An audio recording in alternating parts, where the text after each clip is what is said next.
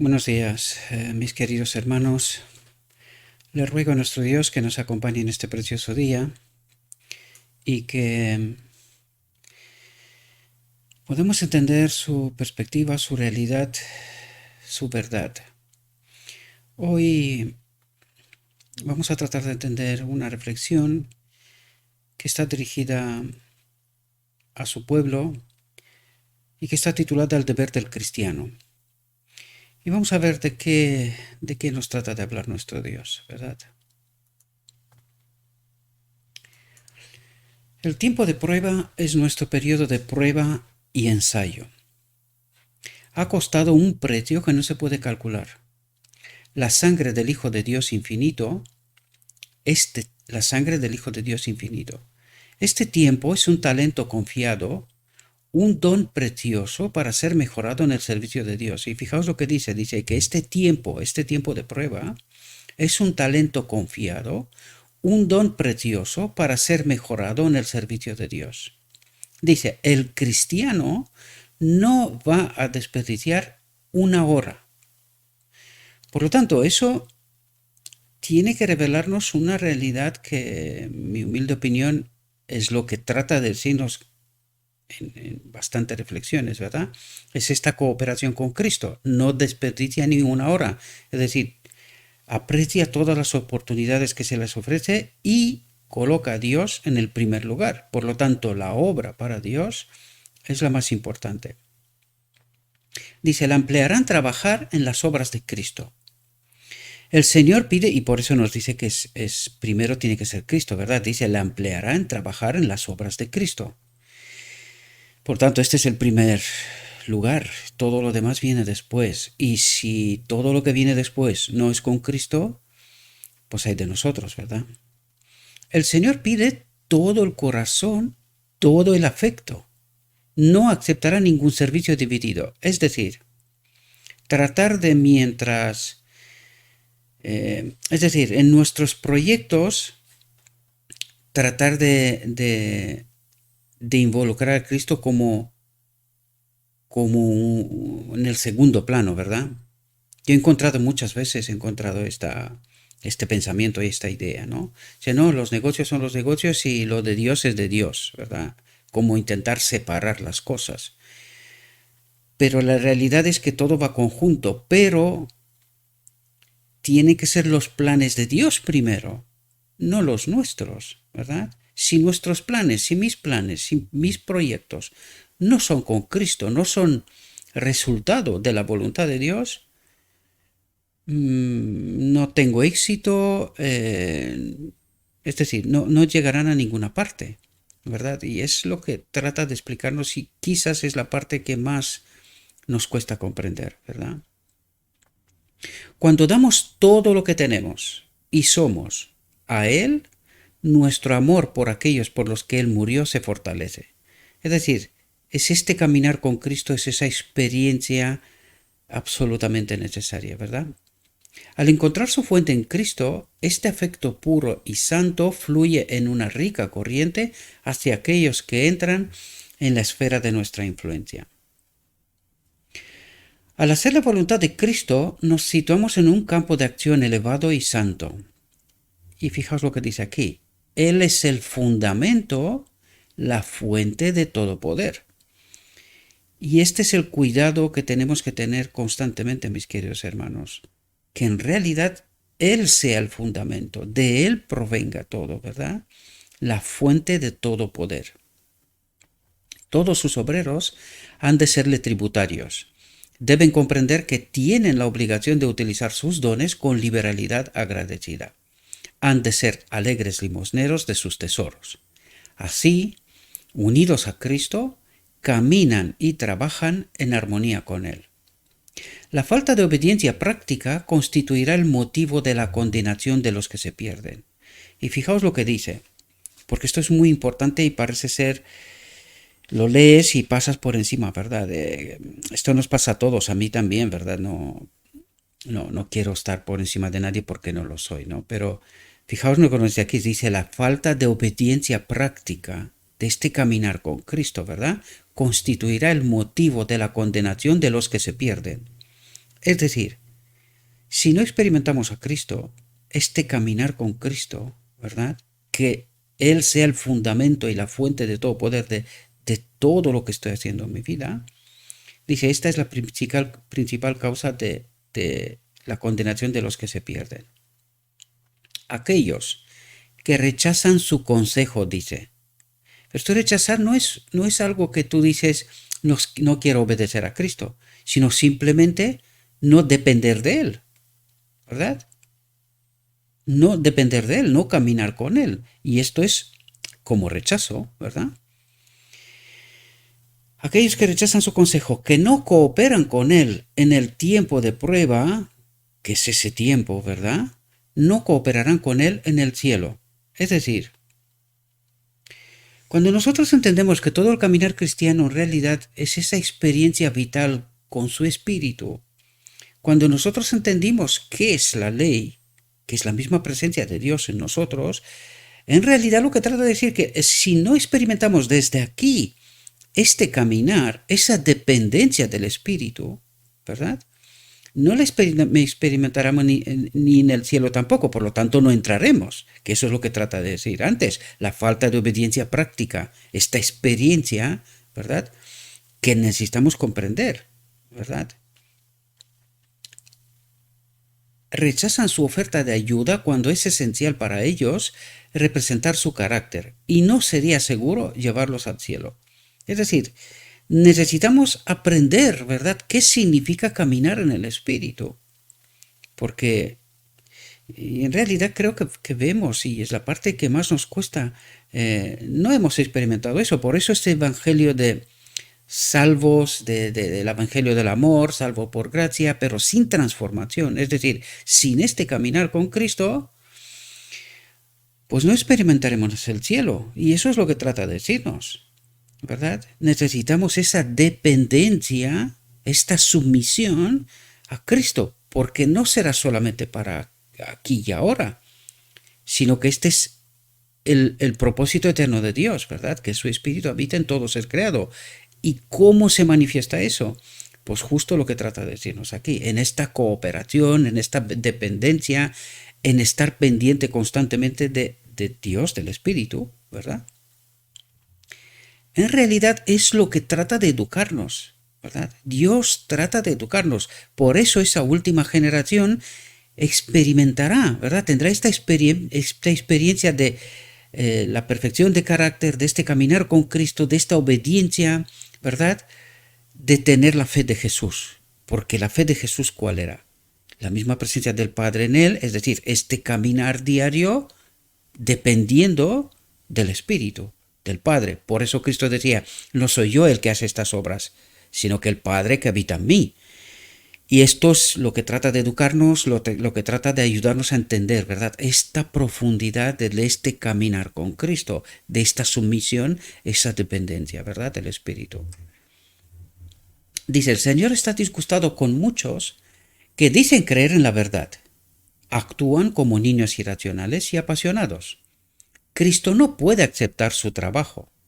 No necesita el servicio de aquellos que están inspirados por el enemigo de todo bien.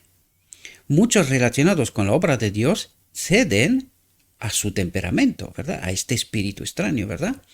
Se preocupan y refunfuñan cuando las cosas no se mueven de la manera que les agrada.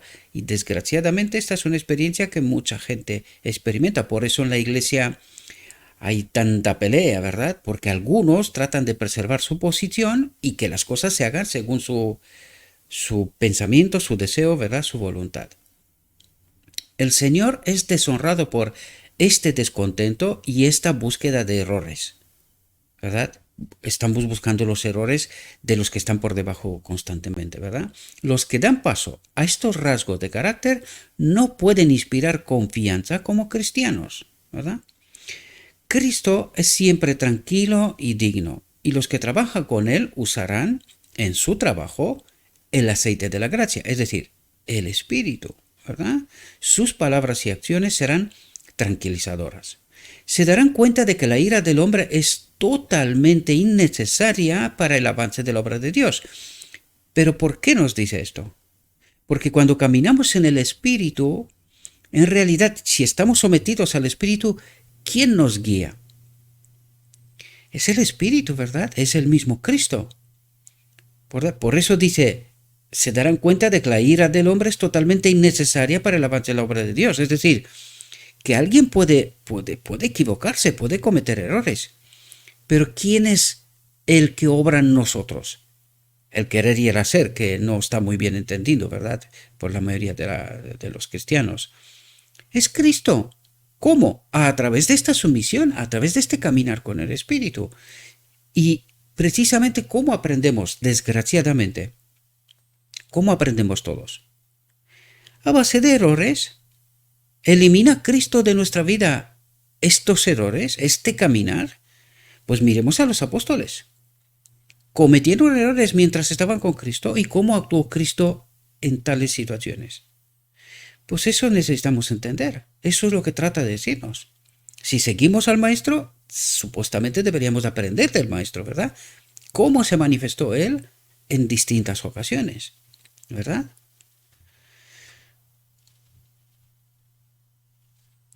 Todos sois hermanos. Y de repente nos pone a todos en plano igual, ¿verdad? Da igual la experiencia que podamos tener, pero el respeto que tenemos que tener a nuestros hermanos tiene que ser igual, cosa que en realidad no pasa, ¿verdad?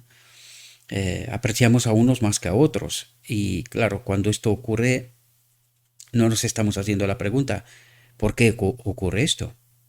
¿Cuál es el espíritu que nos guía, verdad? ¿Por qué estamos haciendo estas diferencias?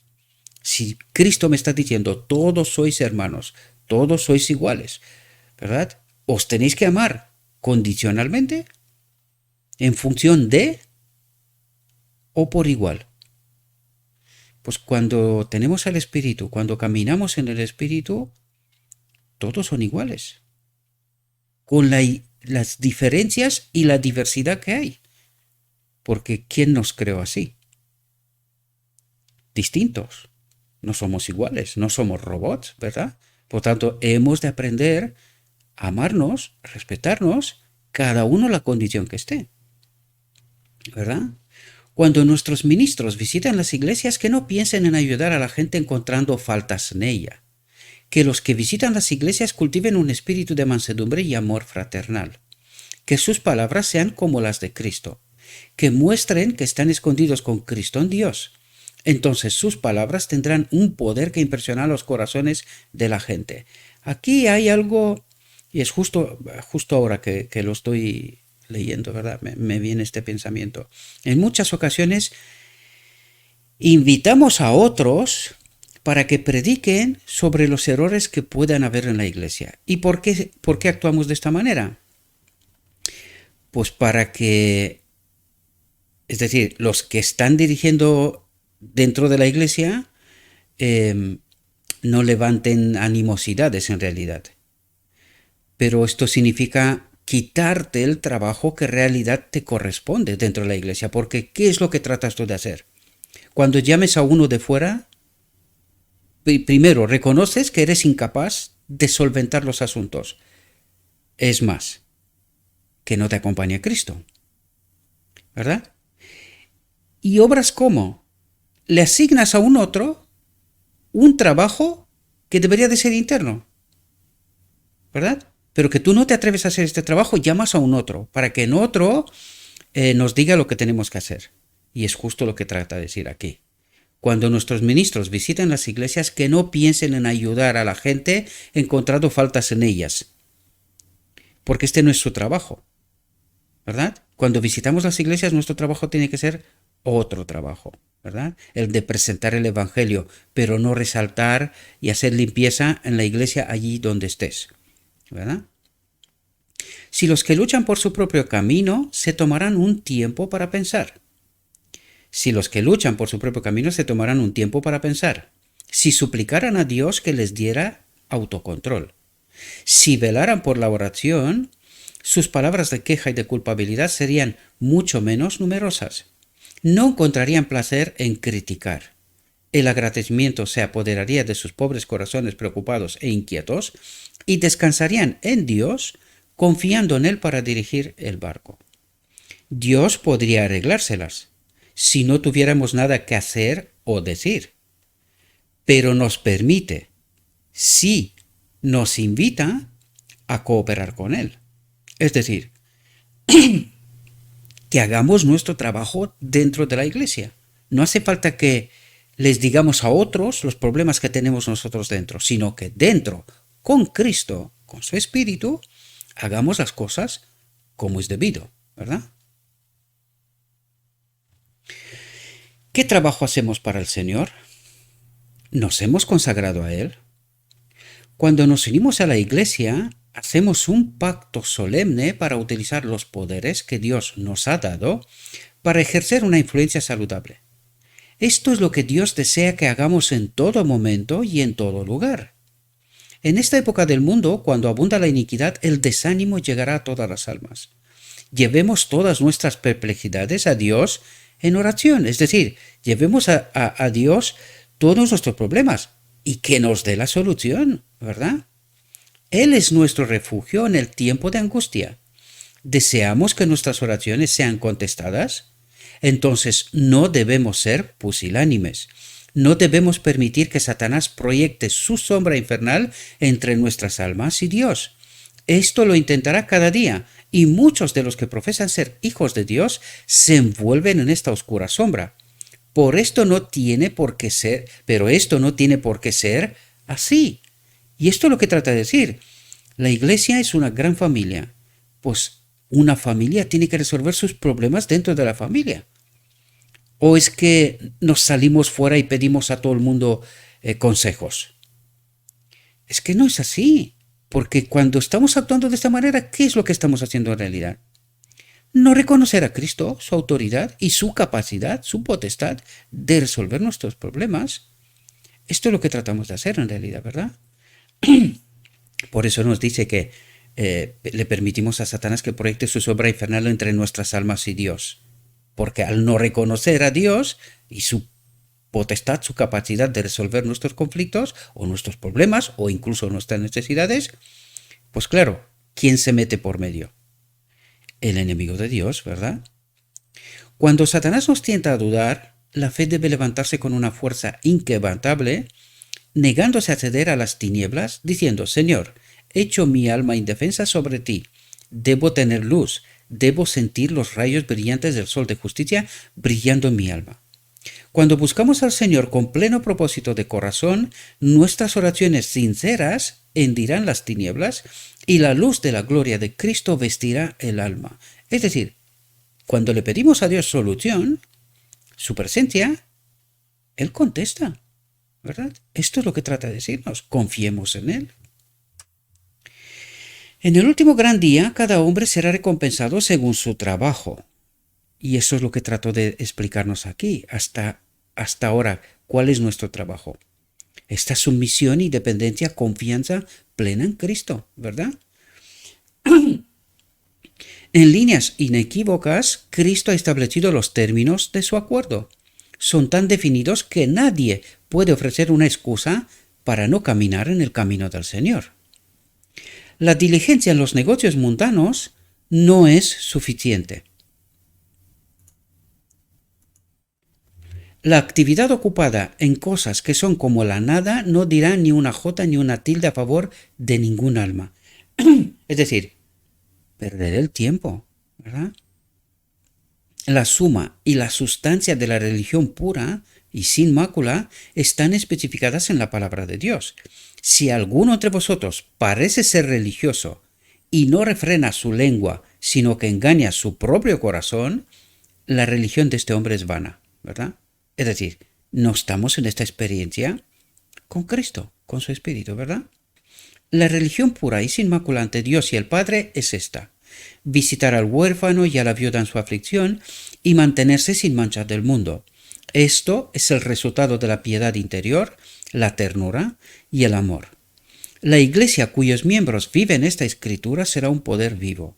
Sus miembros no desterrarán el amor de Dios de sus corazones por medio del chisme y la narración de sus agravios. La voz no se utilizará para debilitar y destruir las almas. Se tratarán temas que traerán descanso a las almas, se hablarán palabras que consuelen a los débiles de mente y apoyen a los débiles. Dios nos pide que seamos sus agentes en la distribución de sus dones a los demás. Cuando los hombres se apropian de todo para su propio beneficio, Él les retira sus dones y los pone en manos de quienes serán fieles administradores. Y no sé si realmente entendemos la profundidad de lo que nos acaba de decir, ¿verdad? Por eso, muchas veces se encuentra hermanos y dice, es que no sé qué hacer, ¿qué tengo que hacer yo? ¿Verdad? Y es precisamente este hecho de que los ministros, los maestros de Israel, tratan de acaparar y decir que solamente ellos tienen la capacidad de predicar la palabra, de hacer la obra, ¿verdad? Esto es un error.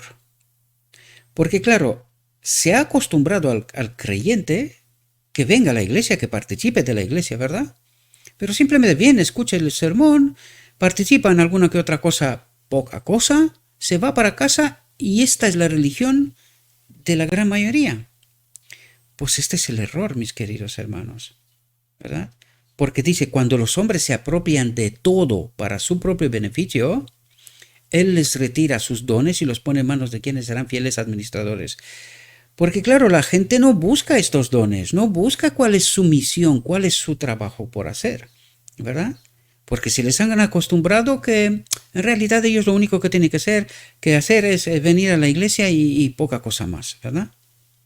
Y además, por eso hay tanta pelea, incluso dentro del marco de la iglesia, por cargos, cuando en realidad cada uno de los cristianos tienen ya el cargo mayor. Ministros de Dios, se les ha dado un trabajo, predicar el Evangelio en todas sus formas y manifestaciones, ¿verdad? Porque cada uno de nosotros recibimos dones, pero no vamos a recibir ningún don si no lo buscamos, si no tratamos de obrar, si no hacer nada, ¿verdad? Por eso es un trabajo de todos en realidad, buscar cuál es mi lugar en este gran edificio de Dios, ¿verdad? ¿Qué propósito tiene este pequeño ladrillo que soy yo en esta gran obra, ¿verdad? Cristo se entregó a sí mismo para nuestra salvación y a su vez nosotros debemos entregarnos a Él sin reservas, dice, ¿verdad? Estas tienen una gran profundidad, ¿verdad? Esta palabra, sin reservas. Este es el plan de Dios para la disciplina de su pueblo. Los que aman a Dios buscando sinceramente oportunidades para demostrar al mundo que son hombres y mujeres nuevos en Cristo, no viven para divertirse y glorificarse a sí mismos. Y esto es una gran trampa en donde el enemigo nos ha traído a todos. Incluso nos ha predicado el evangelio de la prosperidad, ¿verdad? ¿Y a quién glorificamos nosotros? ¿Verdad? Esto es mucho más profundo y quizás aquí había que tratar con profundidad esto, porque esto le pasa a la iglesia también. La iglesia cree que por tener muchas cosas, hospitales, televisiones, radios y, en fin, escuelas y institutos, la iglesia significa algo. Esto es un error. Esto es un error. Son importantes, pero no hemos de confiar en esto, sino que hemos de confiar en Cristo. Porque la trampa es esa, dejar de confiar en Cristo pensando que tenemos capacidad, poder y que nosotros podemos planear cómo, qué y de qué manera. Pues precisamente este tener es el problema, porque dejamos de confiar en Cristo en realidad, ¿verdad? A mucha gente en estos tiempos que llevamos ya un año y pico, el no poder acudir a la iglesia, como que se les ha quitado los fundamentos, ¿verdad? ¿Qué hacemos nosotros si no vamos a la iglesia? Porque claro, no entendimos qué es la iglesia. Es nuestra propia casa, nuestra propia familia, ¿verdad? Me refiero a los que están en familia, ¿no? Sobre todo.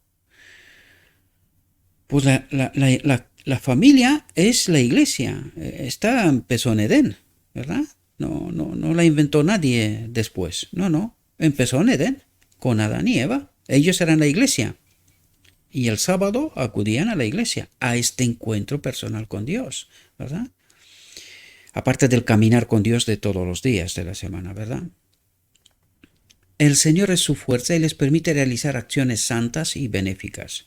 Nuestro flujo de caridad debe ser proporcional a la liberalidad de Cristo hacia nosotros. Así vivimos la verdadera religión.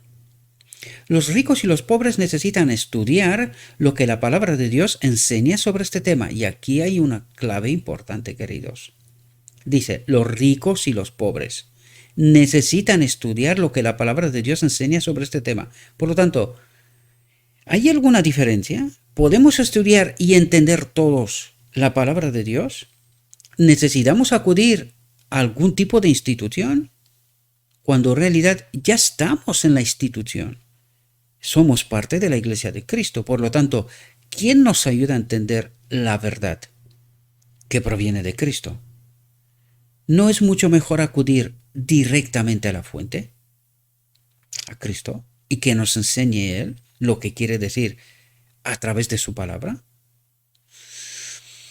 Aquí hay otro error que cometimos, ¿verdad? Confiamos más en instituciones y en otra cosa, títulos, tal, y esto parece ser que nos asigna que somos lo más preparados.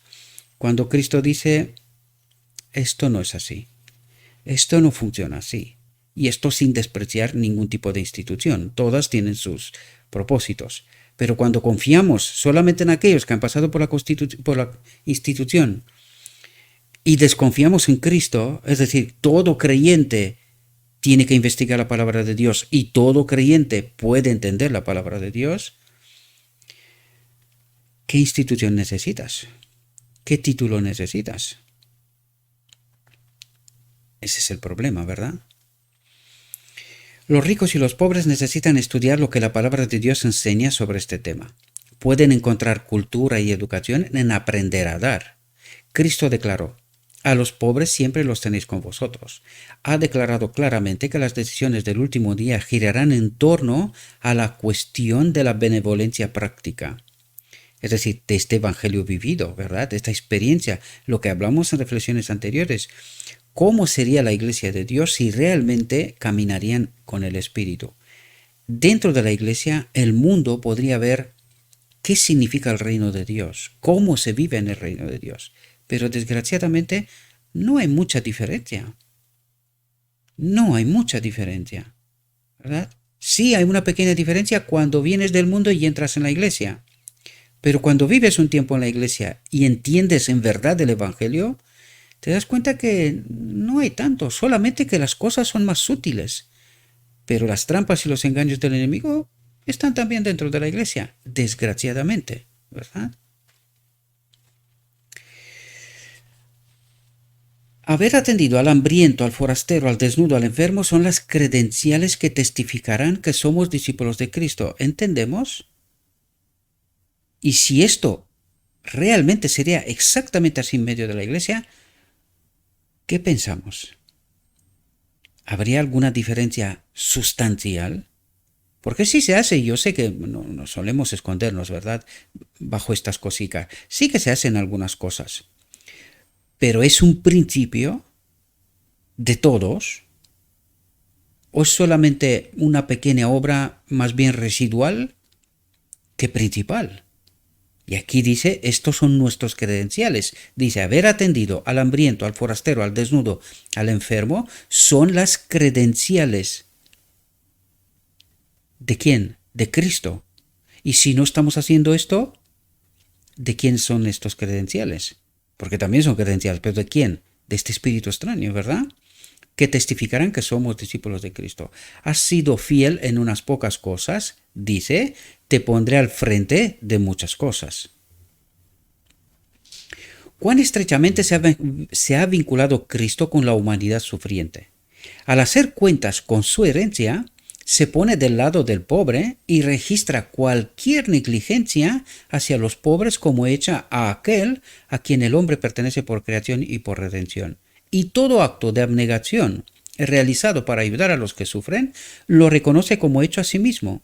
En cuanto lo hicisteis a uno de estos mis hermanos más pequeños, a mí me lo hicisteis. ¿Entendéis el credencial?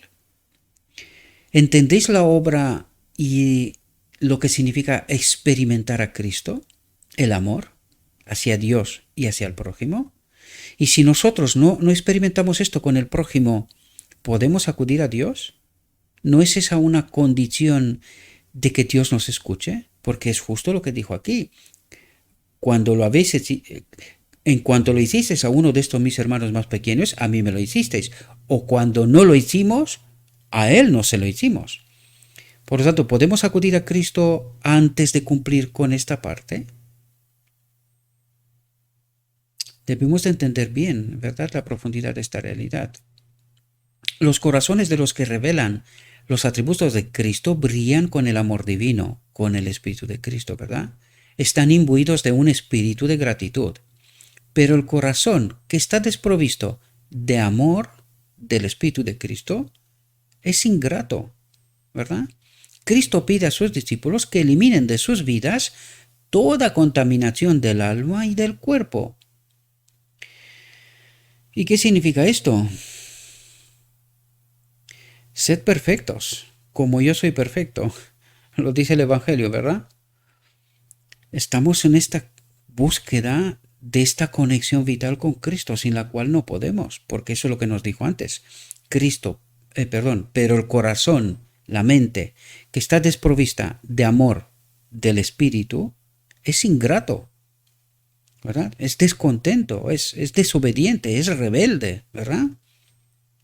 Y eso es lo que trata de decir, que nos quitemos esta basura, nos descontaminemos, ¿verdad?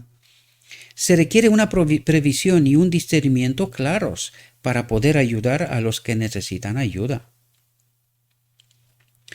Cristo es nuestro ejemplo.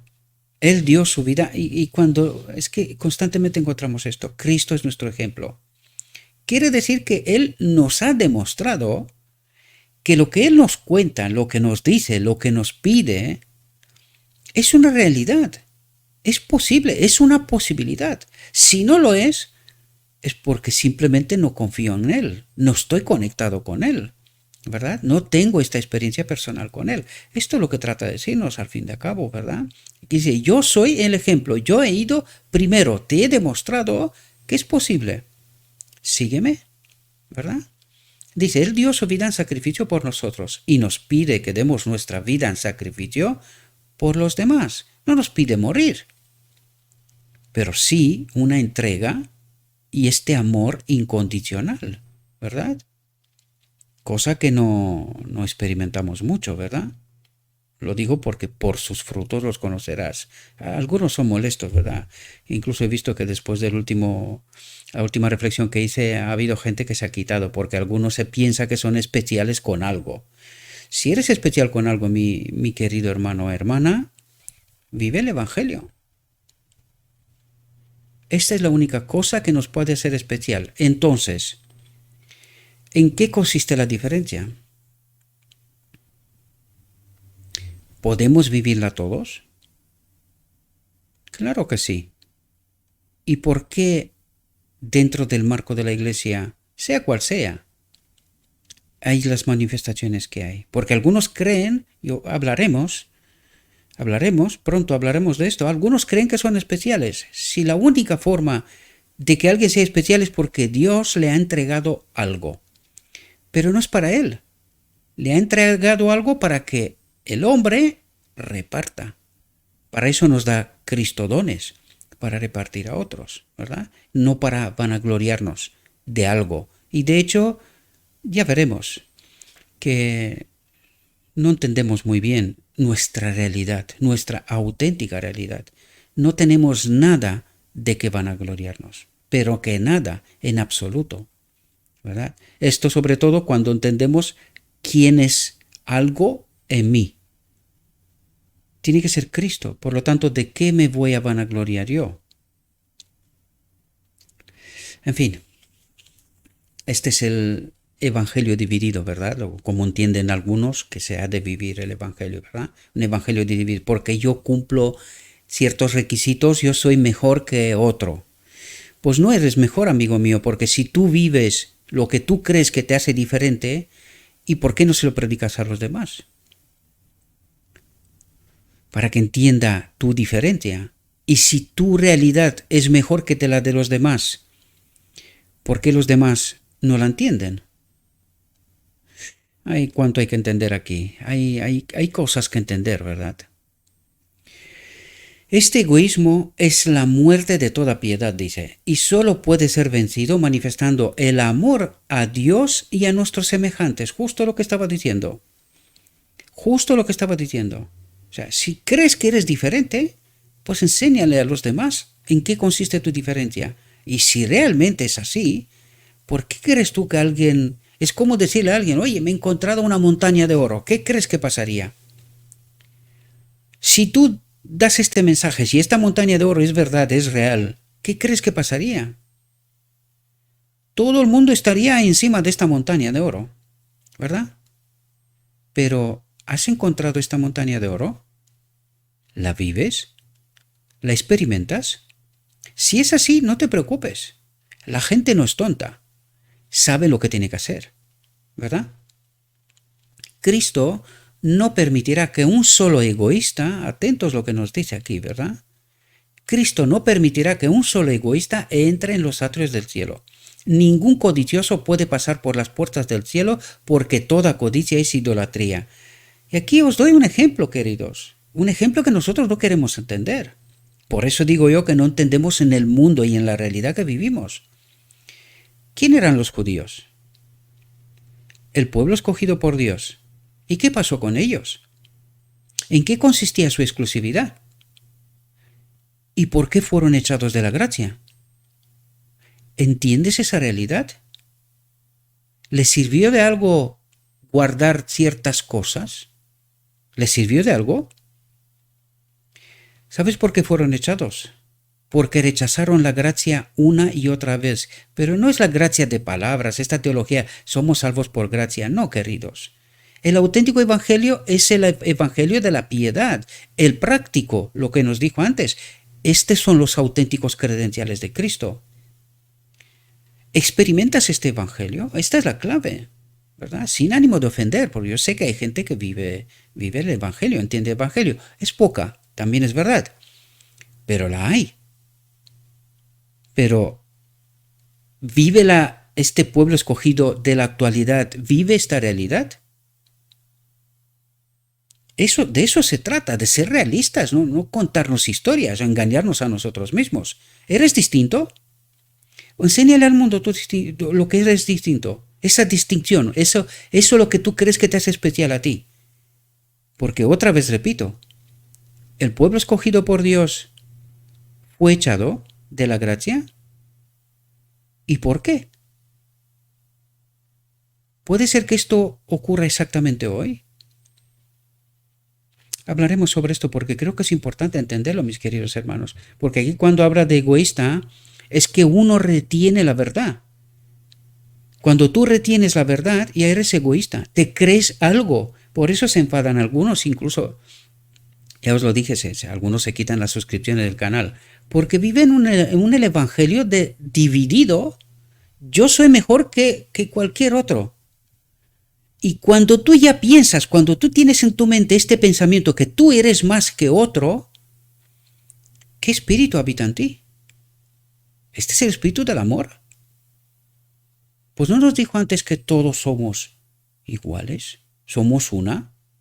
Pues ¿cómo somos una cuando nosotros nos gusta y queremos la división? Nosotros somos mejores que otros.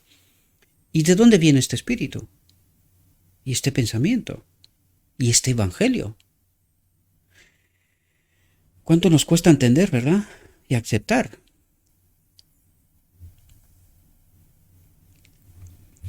Satanás seguirá jugando el juego de la vida por nuestras almas mientras dure el tiempo, y esto es lo que está haciendo. Divide y vencerás. Dale a cada uno lo que quiera. ¿Qué es lo que quieres? Pues aquello te doy, con engaño, ¿verdad? De tal manera que cuando llegue el tiempo, dice, Satanás seguirá jugando el juego de la vida por nuestras almas mientras dure el tiempo. Cuando se termine el tiempo, ¿qué dice? Ya están perdidos. Y entonces te darás cuenta de una realidad que no la has contemplado, porque no tuviste tiempo de entender el Evangelio. Te gustó la división, te gustó que tú eres especial, que tú eres parte de algo maravilloso, extraordinario, y fuiste egoísta. Encontraste la montaña de oro, pero te la quedaste para ti. Pero es que en realidad Cristo nos dice que cuando estamos haciendo esto, en realidad poco a poco entramos en tinieblas, el Espíritu nos abandona. Nos dijo antes, si nosotros no practicamos los dones, poco a poco se nos retiran estos dones.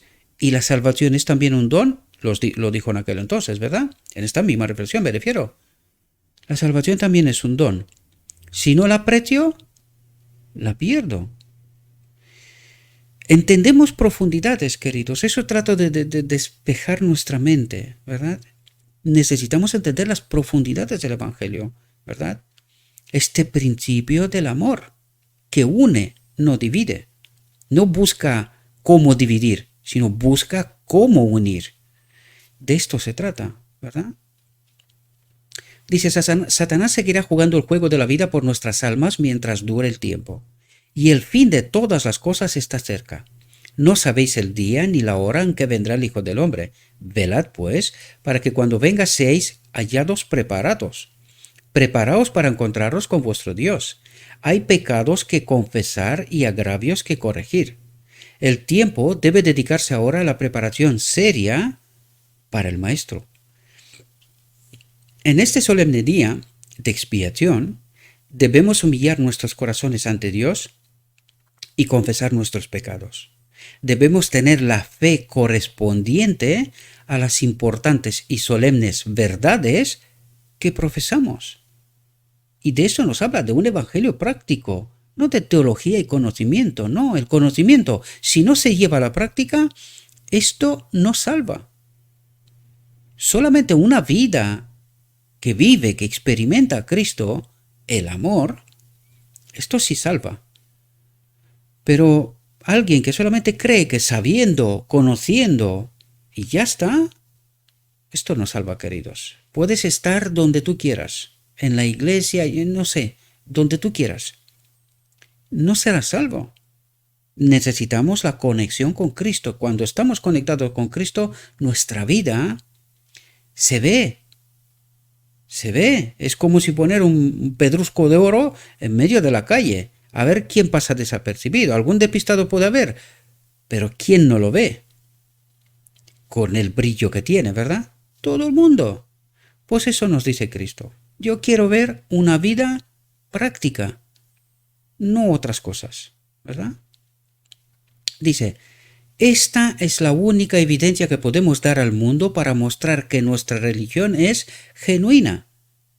Y lo vuelvo a leer esta última frase porque creo que es necesario entender. Debemos tener la fe correspondiente a las importantes y solemnes verdades que profesamos, que vivimos y que también declaramos, ¿verdad? Y dice, esta es la única evidencia que podemos dar al mundo para mostrar que nuestra religión es genuina. Y esto lo que nos dice Dios. No me cuentes. Quiero verlo. No me cuentes, yo quiero verlo. No me digas que tienes la verdad. No me digas que eres especial, que eres diferente, que eres... No, quiero verlo. Y cuando yo lo veo, lo experimento contigo, el mundo también lo verá.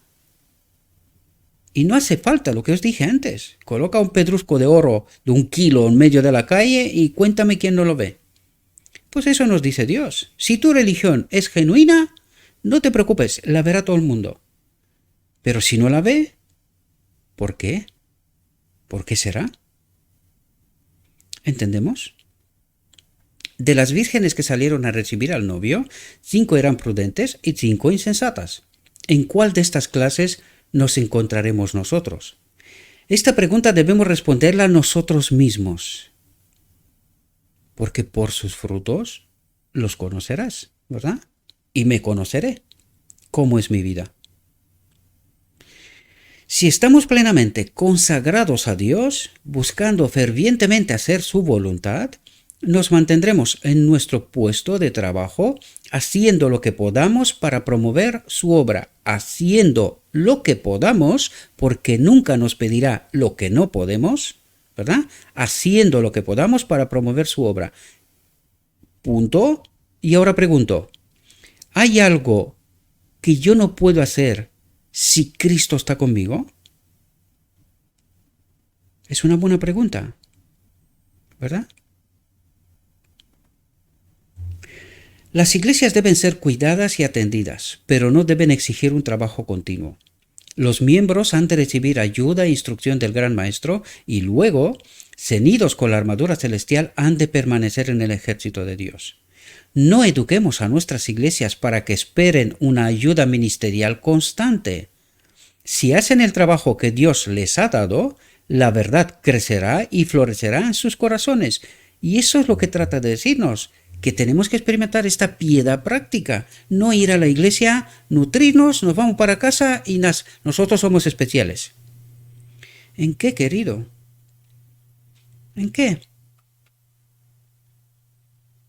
Necesitas tener tu propio ministerio, tu propia iglesia, si me quieres entender bien, ¿verdad?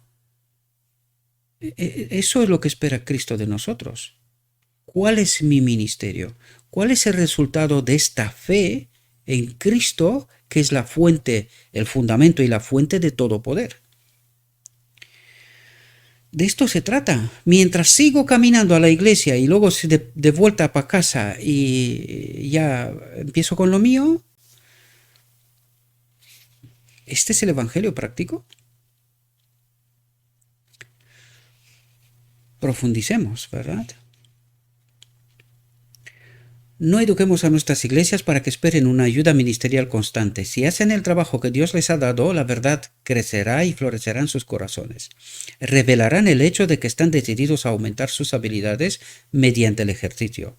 Para tener la aprobación de Dios, debemos acudir a la ayuda del Señor contra los poderosos poderes de las tinieblas. Armados con la espada del Espíritu, ¿entendéis? Armados con la espada del Espíritu, debemos ir a la batalla sosteniendo la palabra de vida, buscando salvar almas. ¿Y sin la espada del Espíritu es posible? Otra buena pregunta. Si las iglesias desean evitar volverse estrechas y egoístas, ¿será que es lo que está pasando en realidad? Que trabajen por las almas por las que Cristo dio su vida. Pero démosle la vuelta a la moneda. Si las iglesias desean evitar volverse estrechas de miras y egoístas, ¿es esto lo que le está pasando? ¿Podría ser? Otro punto para estudiar, ¿verdad?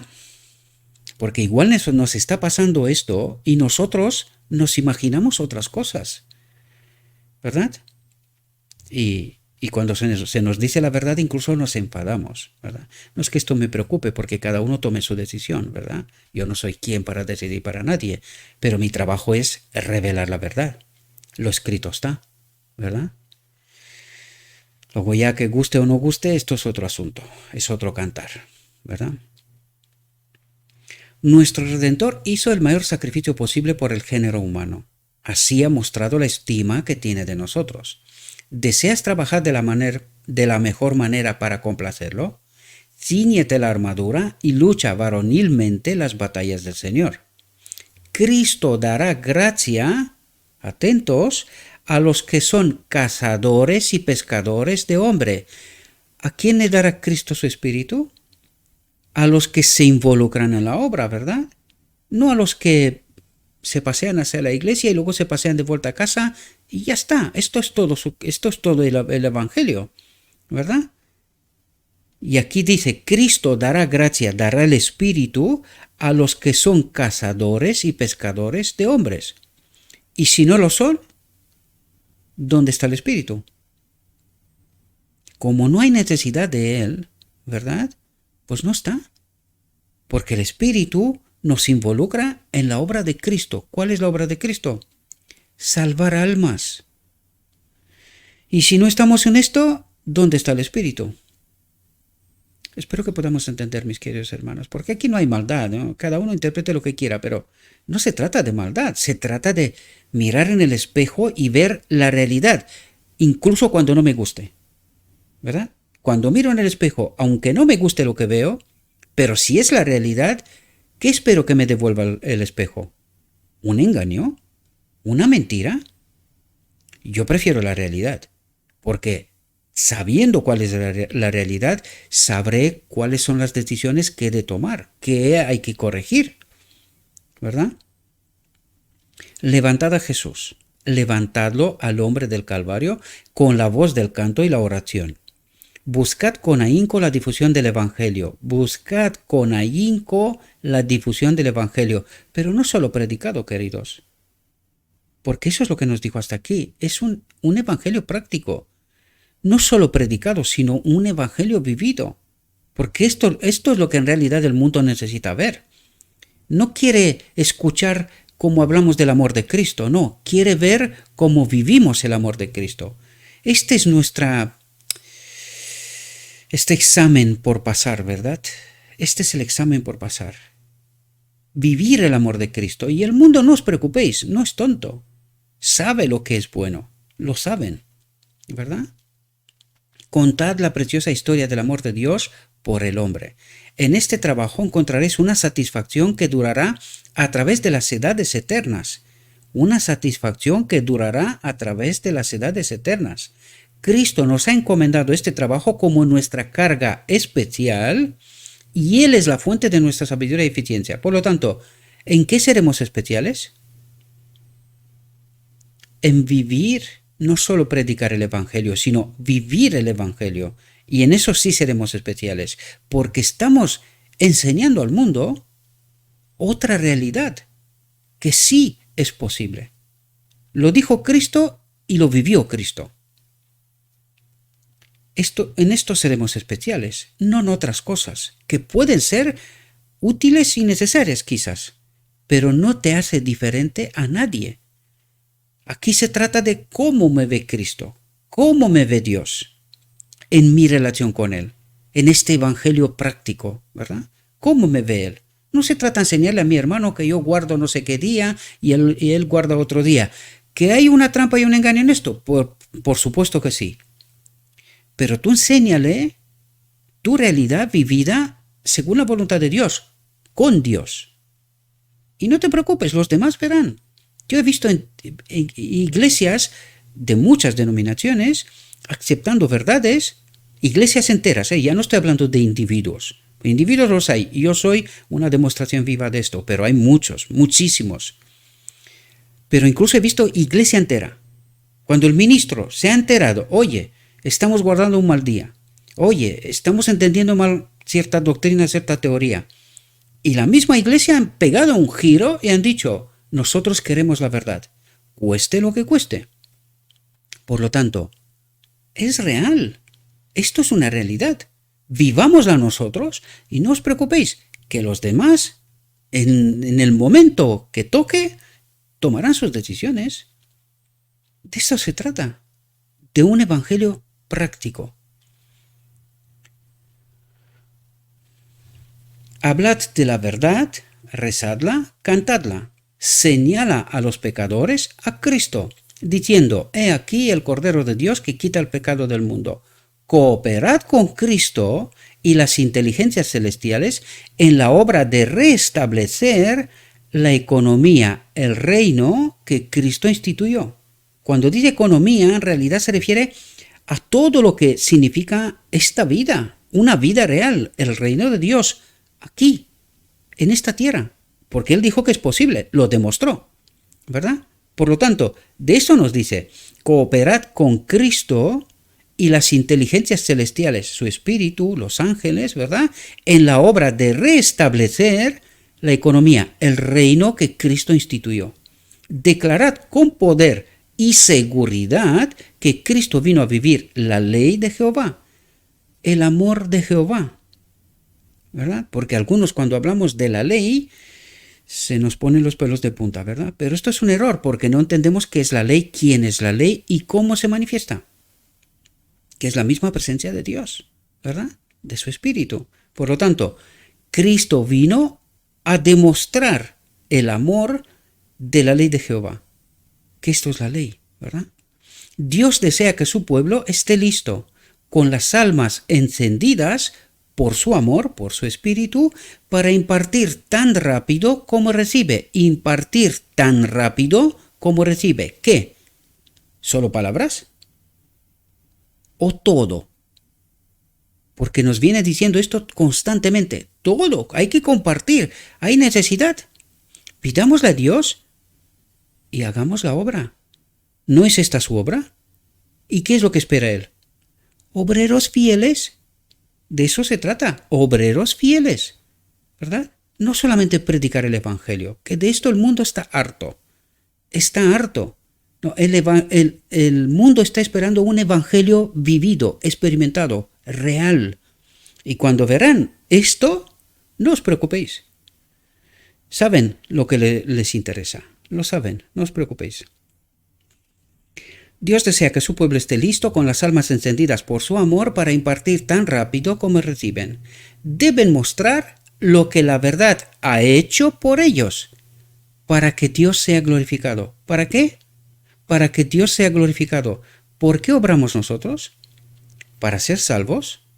Cuando estamos pensando de esta manera, en realidad estamos perdiendo la salvación. ¿Sabéis por qué? Porque no creemos.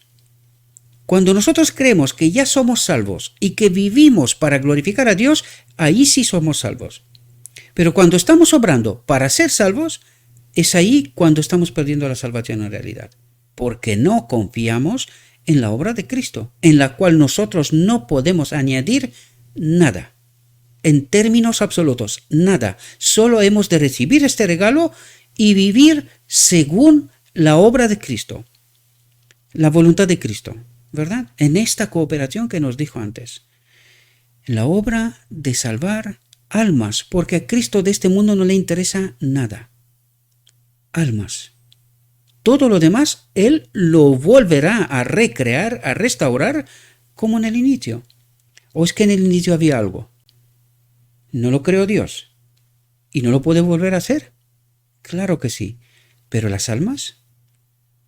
Estas sí son importantes, porque fueron creadas con propósito eterno, eterno.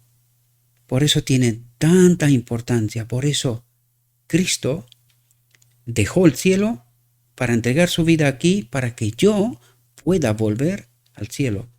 ¿Qué importancia tiene esto? Espero, mis queridos hermanos, que esta reflexión os haya podido ayudar, como siempre. Le ruego a nuestro Dios que nos envíe su Espíritu, que nos capacite, que podamos entender la profunda realidad, que tengamos la capacidad de elegir bien y experimentar a Cristo, la ley, el amor, el Evangelio práctico. Os deseo, mis queridos hermanos, que tengáis un próspero día y que en todo lo que os he dicho os lo he dicho en nombre de Cristo Jesús. Amén.